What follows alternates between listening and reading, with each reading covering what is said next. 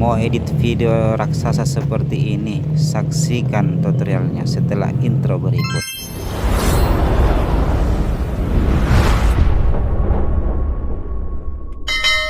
Pertama-tama teman-teman kita rekor ya seperti ini. Jadi ruang kosongnya saja tanpa objek.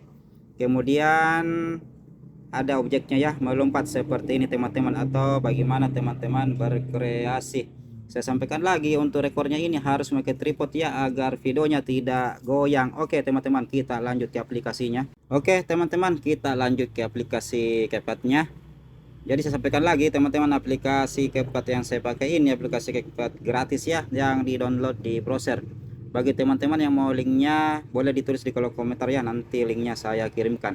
Oke, kita lanjut. Kita buka aplikasi CapCut-nya. Kita masukkan video yang sudah kita rekor ya, teman-teman. Kita tambah. Oke, sekarang kita sudah masuk ke pengeditannya. Ini adalah layarnya dan ini adalah timeline-nya. Oke, teman-teman, kita jalankan timeline-nya. Kita mau pilih mana yang kita mau ambil dan mana yang kita mau hapus atau delete ya, teman-teman.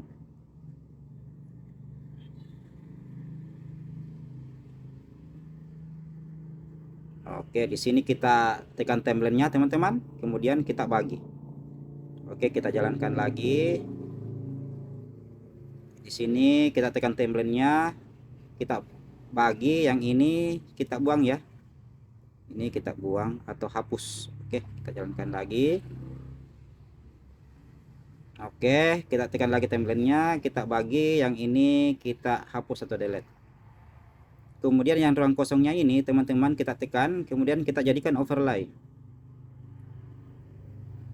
Oke, jadi dia otomatis ada di bawah ya, jadi timeline kedua teman-teman. Oke, kemudian kita pakai tutupi atau masking ya teman-teman. Untuk pengeditan video kali ini sangat simpel ya teman-teman, hanya memakai tools masking atau tutupi. Oke, kita tekan tutupi, kemudian kita pakai yang horizontal ya, horizontal kita pilih, kemudian kita mainkan ya di layarnya seperti ini teman-teman. Oke, kita jalankan dulu, kita atur posisinya ya teman-teman, posisi maskingnya.